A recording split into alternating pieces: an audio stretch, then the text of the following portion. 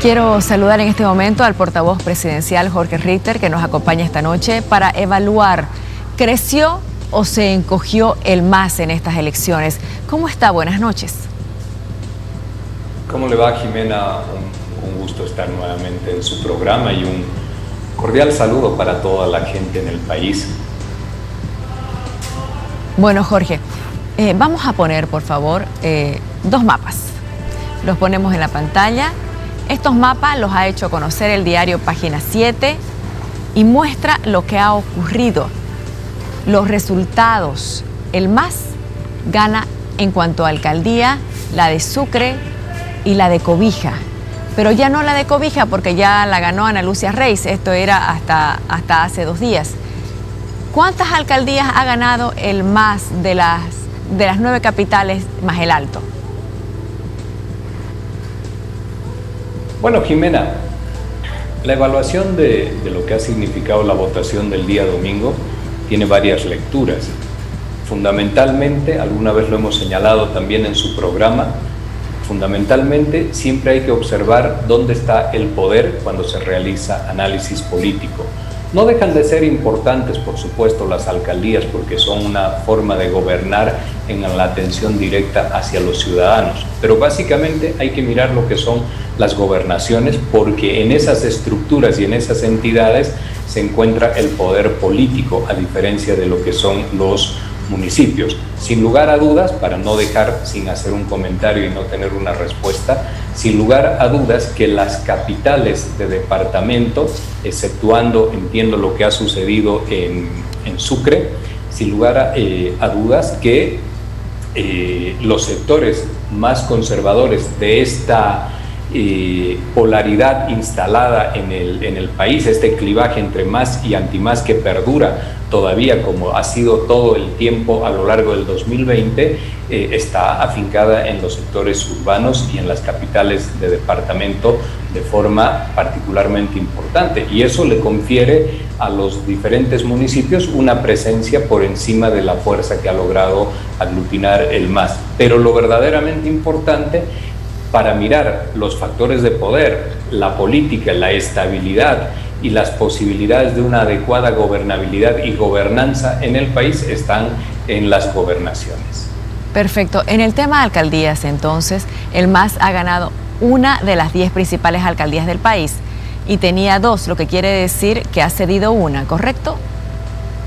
Sí, pero hay que observar también en cómo se ha movilizado el voto, Jimena, en otras alcaldías. Por ejemplo, la alcaldía del Alto es un voto por la opción nacional popular o un voto de naturaleza social y popular. Lo mismo que ha ocurrido también en el departamento, por ejemplo, de Pando. Y esto es importante señalar. Existen lugares donde el movimiento al socialismo no tiene el municipio, también en Trinidad, por ejemplo, no tiene el municipio, pero sí la opción tiene un corte popular y eso confiere mejores posibilidades siempre de poder establecer lógicas de diálogo, de complementación y de esfuerzos conjuntos. Ahora, usted dice que las gobernaciones tienen mayor significado. En cuanto a gobernaciones, el MAS tenía 6. ¿Cuántas ha ganado hasta ahora y cuántas puede ganar, ¿no?, con los balotajes? Hasta el momento tiene Jimena el primer lugar en Cochabamba, Oruro, Potosí, con victorias que posiblemente ya son irrebatibles. Y tiene otros primeros lugares como el departamento de La Paz, segundos lugares en Tarija, en Pando se están definiendo, son unas décimas lo que está marcando ahí la diferencia. Y en los hechos, en la sumatoria de todo el país, ocupa el primer y el segundo lugar de manera importante. En 3 departamentos ha ganado, en 4 departamentos se disputarán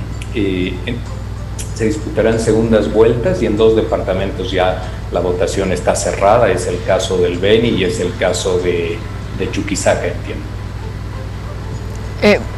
Santa Cruz, ¿en qué lugares dice A ver, Santa Cruz y el Beni. Cochabamba, Oruro y Potosí. Cochabamba, Oruro, Potosí ya es una victoria consolidada. La Paz, posiblemente hay que esperar los resultados finales porque eran alrededor de unas pocas décimas, creo que 3 décimas que faltaban para llegar al 40% a Franklin Flores. En Tarija es segunda vuelta, en Chuquisaca se ha perdido posiblemente, en el Beni se ha perdido también y en Pando es segunda vuelta. Y en Santa Cruz, por supuesto, ahí los resultados dan la victoria del señor Luis Fernando Camacho en primera vuelta.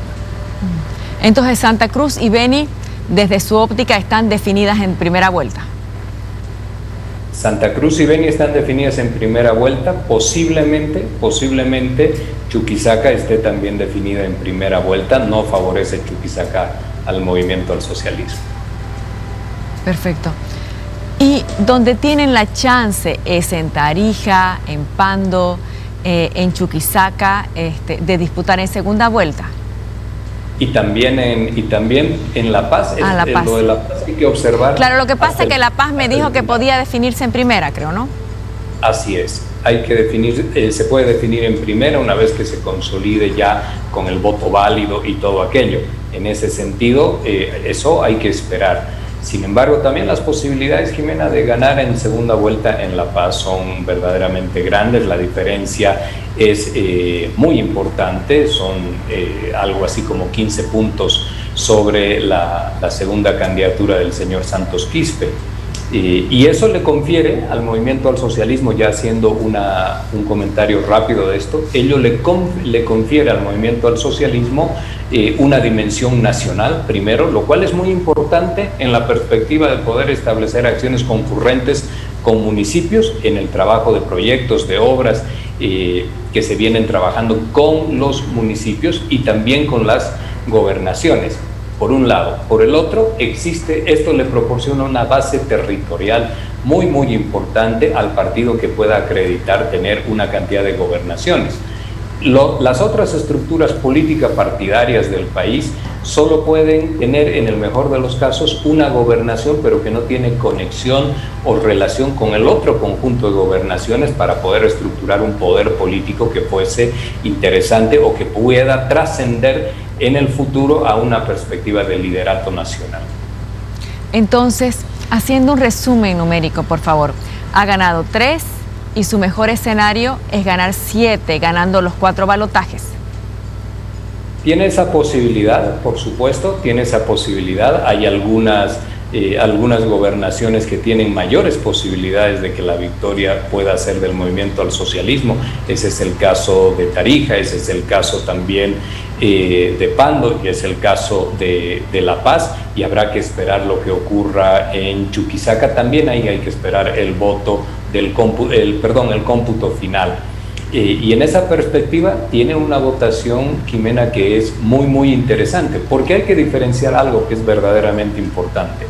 Los municipios, que son gobiernos locales, menos políticos, más cívicos, los municipios son una especie de enclaves territoriales que, si no tienen continuidad territorial, pues se ven disminuidos o mediatizados en su poder político. En cambio, las gobernaciones tienen una jurisdicción en el conjunto del departamento con mayor potencial legislativo y jurídico, con relación también con las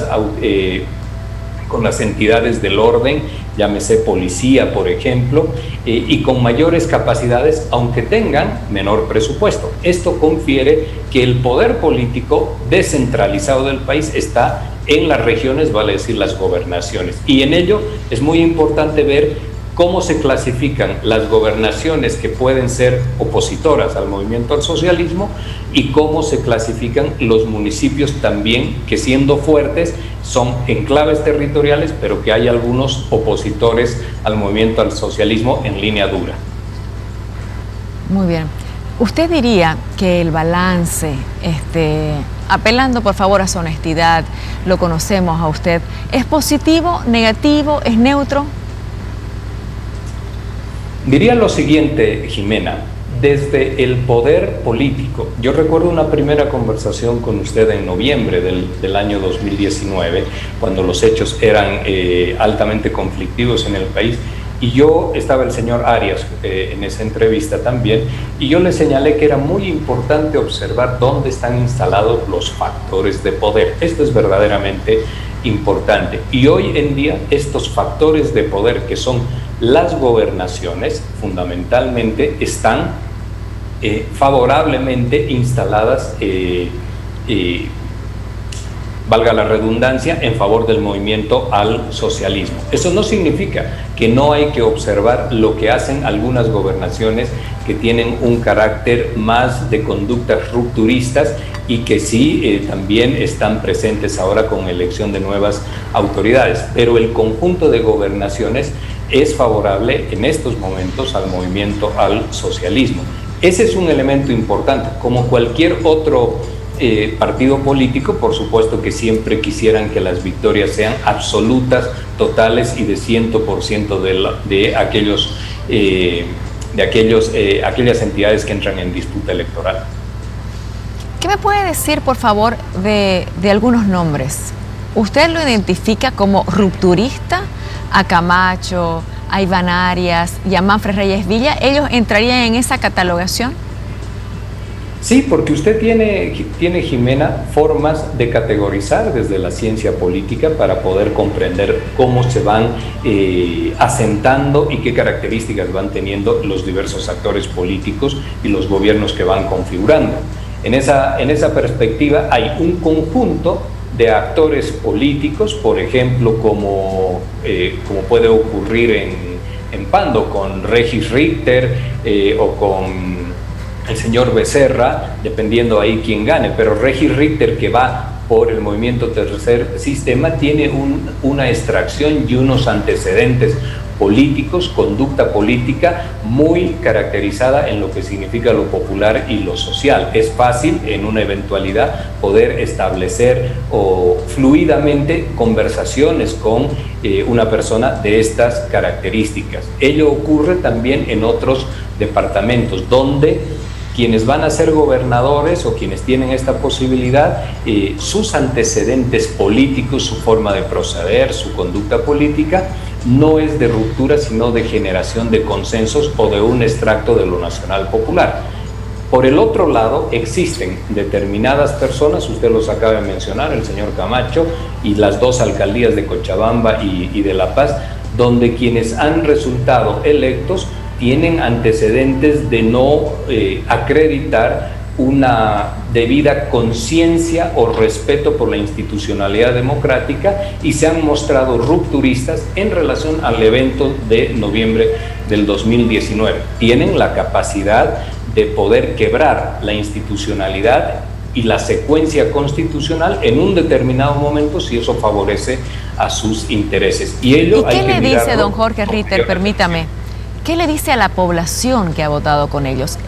En el caso de Santa Cruz estamos hablando de más de 1 millón de votos, es lo que se estima que ha votado por Luis Fernando Camacho, al que usted llama rupturista. Entonces, la gente que lo sigue, ¿qué es? La gente que sigue a un candidato son sus militantes o sus simpatizantes.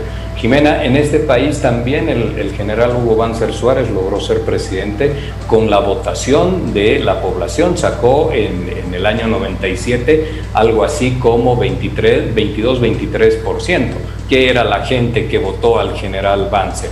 La población ve una posibilidad con características en una persona para que pueda gobernar de una determinada manera. Eso no significó, tomando el mismo ejemplo, que el general Banzer haya podido, con aquella elección democrática del año 97, haya podido tapar un pasado dictatorial en la década de los 70. No significa que la elección del día domingo haya, en el caso, por ejemplo, del señor Luis Fernando Camacho, esté eximiendo de todas las responsabilidades o lo actuado en noviembre del 2019, donde claramente confeccionó, participó y fue un actor central de lo que se llama, se conoce, se denomina y hemos vivido como una ruptura institucional, un golpe de Estado en el país. ¿Qué significa eso? No exime de responsabilidades a Camacho, Él puede ser Eso enjuiciado, significa que el él puede señor ser Camacho... condenado, él puede ser destituido en algún caso. Yo no digo eso, Jimena, porque yo no soy un juez. Yo estoy haciendo una valoración sobre su actuar político. Lo que no exime significa que el señor Camacho anotó su presencia, su nombre a un evento de ruptura institucional que terminó configurando un golpe de Estado en el país, que después, posteriormente, pueda ser electo democráticamente en un proceso eleccionario, no va a impedir que este otro evento termine siempre, de acá en adelante, asociándolo a una ruptura institucional. Hay varios actores políticos en el país que han participado de aquellas jornadas. Esas jornadas han significado, Jimena, que en el país haya 37 muertos, más de 800 heridos, más de 1000 personas detenidas. Y eso fue gestado por alguien, eso fue organizado por alguien. Solo le doy ahí un dato. Pero permítame, por favor, quisiera que me explique lo que realmente significa. La elección del domingo no exime a Camacho de responsabilidad. ¿Qué significa? ¿Eso significa que él sí puede ir a proceso siendo gobernador? Le repito, Jimena, yo no soy la persona que establece un criterio de juzgamiento, porque no soy un juez. Eso verán las instancias, si así llega el caso y el momento que corresponda. Yo lo que le estoy queriendo decir es que en lo político, en la acción política, en la historia política ya de nuestro país, en noviembre del 2019 en Bolivia hubo un golpe de Estado. No es la primera vez que lo digo, lo he venido sosteniendo desde el primer momento. Y en esa la participación del señor Luis Fernando Camacho, pero también la participación del señor Arias en un gobierno no constitucional, ha sido absolutamente determinante. Y la participación del señor Reyes Villa discursivamente a través de sus redes sociales también ha sido de apoyo a aquella ruptura, y recordamos todas esas frases donde decían que nunca más regresen los violentos, etcétera. Esto es un criterio rupturista de no avanzar en lógicas democráticas ni de respeto a la institucionalidad electoral y democrática. Quisiera, por favor, que pensemos en el ama de casa, que no tiene un nivel de licenciatura, que pensemos en los jóvenes que están viendo, que por ahí no entienden rupturista, o pensemos en alguien que no tiene la formación política para lo que es ser un rupturista, tal vez una persona que vende pastillas en la calle. ¿Equivale rupturista a golpista? Un rupturista significa una persona que no tiene una consistencia de valoración adecuada por lo que significa la institucionalidad democrática.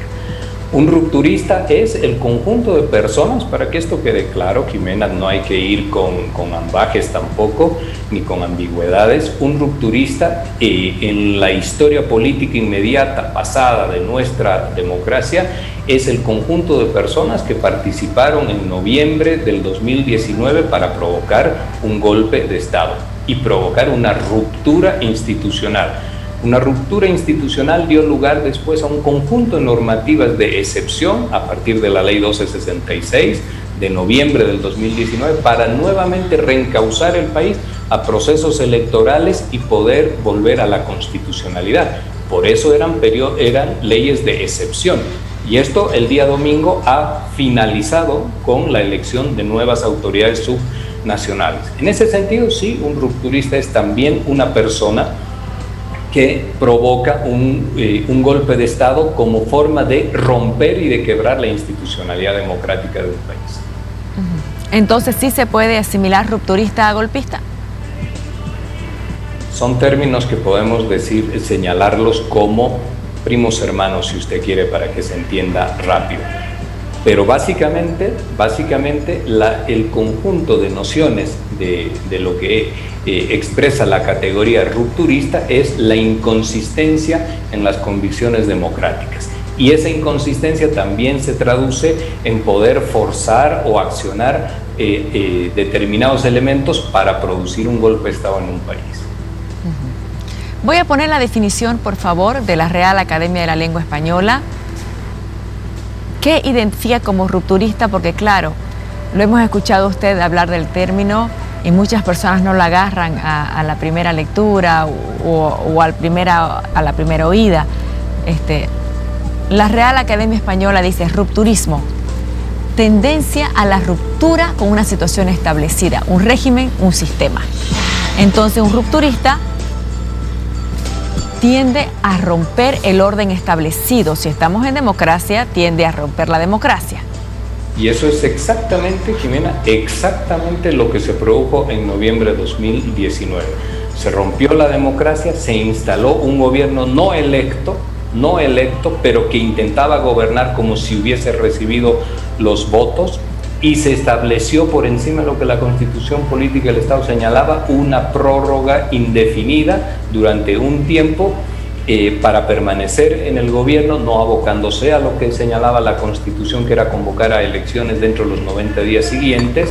Esto también lo hablamos en su programa, pero fundamentalmente avasalló derechos humanos, canceló ciudadanía y generó muerte y luto en el país. Esto es lo que ha sucedido, lo sabemos todos, porque tienen las personas muertas, los heridos y las personas detenidas, todos tienen nombre y apellido. Voy a leer algunos mensajes del Soberano. Creo que estamos haciendo, como siempre que está don Jorge Ritter con nosotros, un programa interesante, y esperamos que la gente esté asimilando la palabra rupturista, lo que dice Jorge Ritter, vocero presidencial.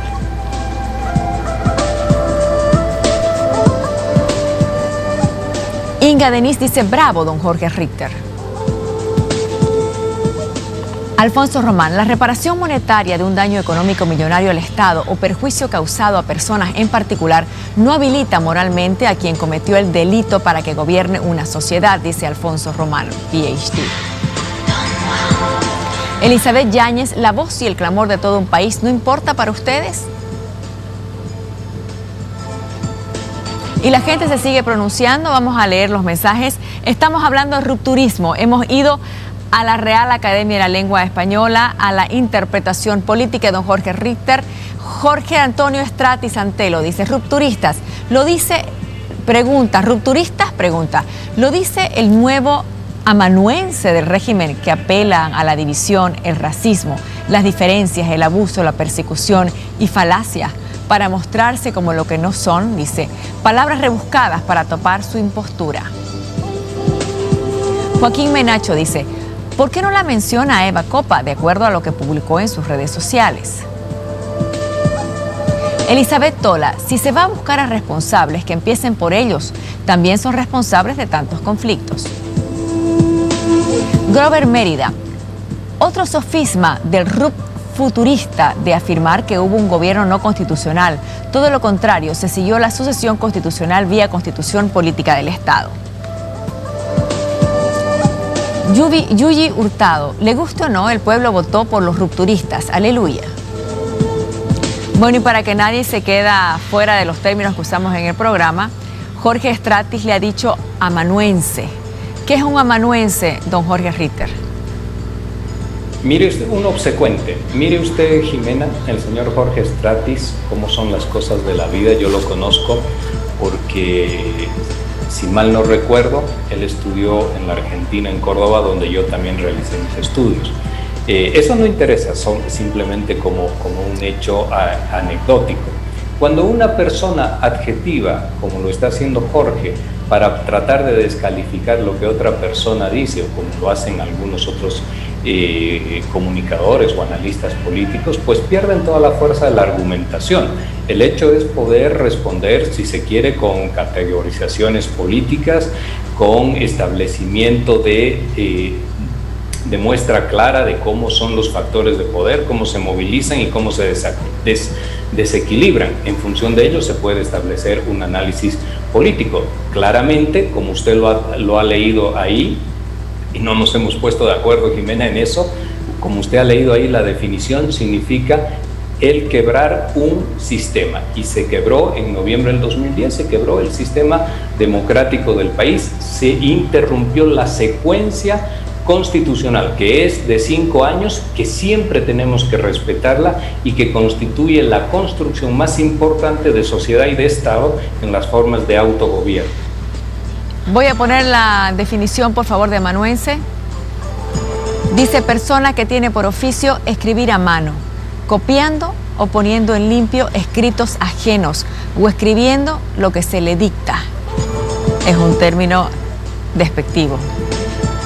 Es un término despectivo, pero uno asume estos riesgos cuando dice lo que verdaderamente piensa y cuando se expresa en absoluta libertad. Por eso los términos que se puedan utilizar con carga adjetiva, de adjetivos despreciativos, si usted se quiere, calificativos, Jimena, no tienen llegada porque no configuran pensamiento.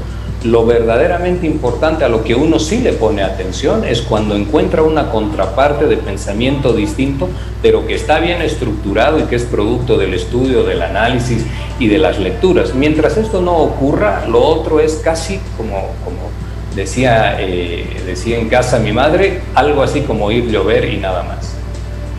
Hay más mensajes del soberano, voy a leer algunos. Si tenemos que cerrar, tenemos otros invitados, pero está interesante la conversación. O sea que Eva Copa no es rupturista, dice. ¿Eva Copa es rupturista, don Jorge Richter? No, no es rupturista.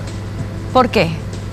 Porque la ruptura es la confección de una secuencia de acciones en lo que se conoce como neogolpismo hoy en día, de un conjunto de acciones destinadas a poder quebrantar la secuencia constitucional y poder alterar o poder cambiar a quien ejerce como titular del Poder Ejecutivo. Eso de forma práctica y directa. Y no es este conjunto de acciones lo que haya podido hacer la señora Eva Copa. En absoluto no tiene ninguna comparación. Sigo leyendo. Eva Copa, dice Joaquín Menacho, dijo que eran unos yuncos. Santos Quispe dice pititas golpistas, Quintana ya. Roy Escalante, rupturista, golpistas, criminales.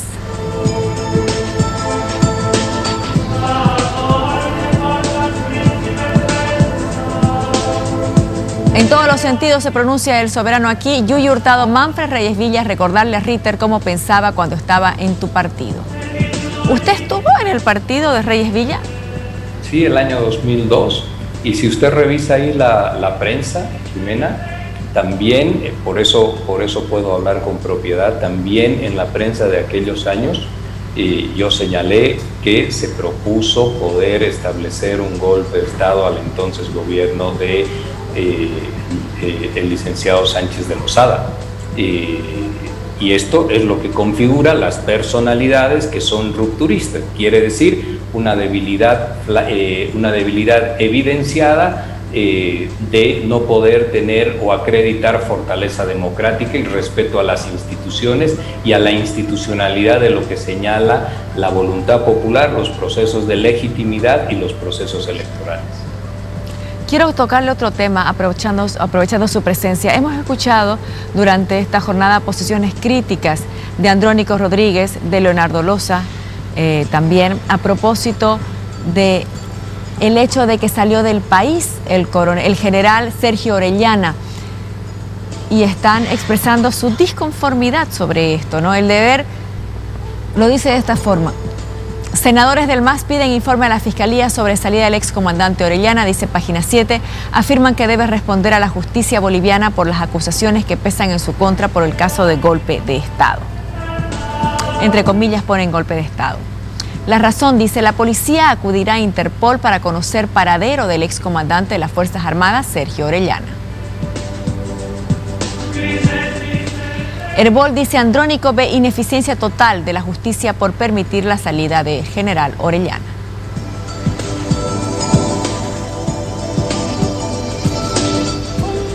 Bueno, y dice que están disconformes con el ministro de Gobierno y con el ministro de Justicia.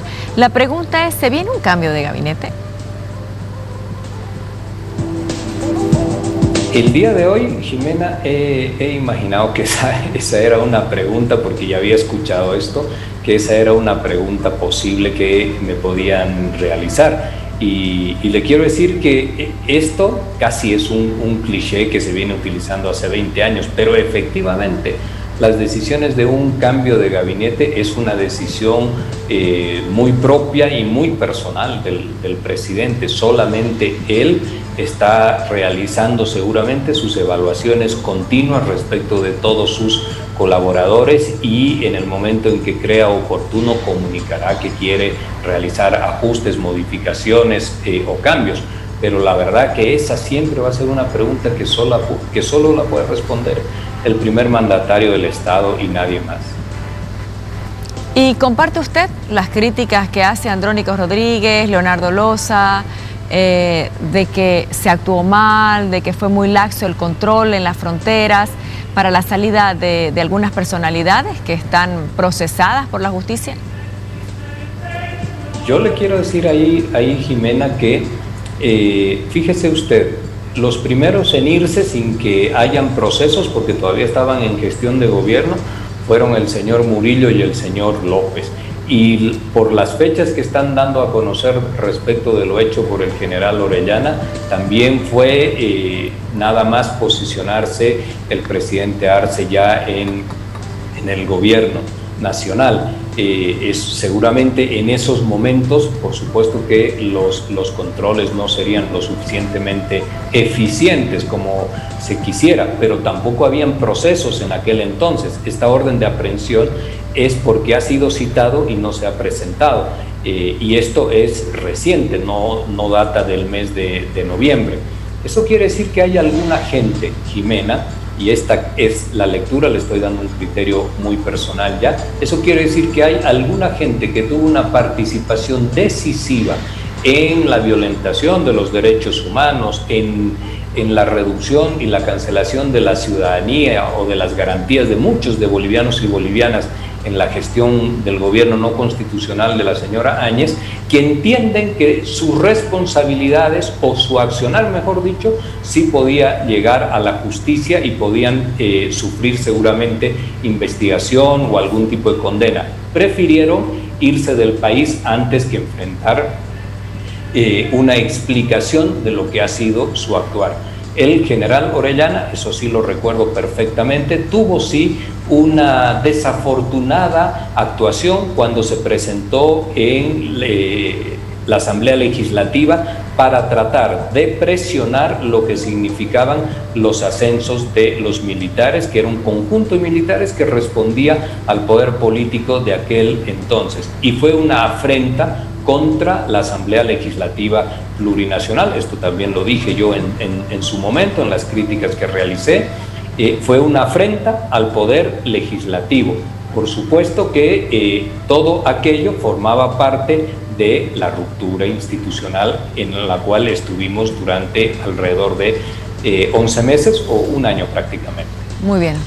Le agradezco mucho, don Jorge Ritter, su presencia y No Mentiras. No, muchas gracias a usted, Jimena, porque yo en su programa tengo siempre la posibilidad de hablar y de expresarme con absoluta libertad. Eso siempre lo voy a reconocer y se lo voy a agradecer a usted. Desearle siempre buenas noches a todos los bolivianos, a los que han escrito a favor y también a los que han realizado críticas. Eso es democracia. Buenas noches.